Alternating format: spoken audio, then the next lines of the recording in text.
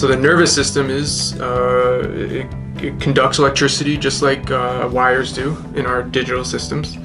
And so what we do is we measure a few things here at the fingertip.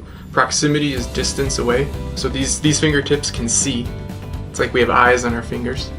And then we also measure force. That's tactile information.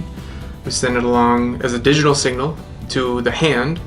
The hand has a brain in it, a motherboard, which decodes and translates those signals and sends them to the neural interface. The neural interface stimulates, literally electrocutes, the nervous system. It does so in a perfect way so that the sensation is recreated. They feel the touch again. I enjoy the engineering challenges. Then throughout my career, I've seen that feedback as well. This summer, I saw an amputee feel the hand that he lost.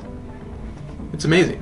I understand all the technological challenges, but then you see the social impact, and it means a lot.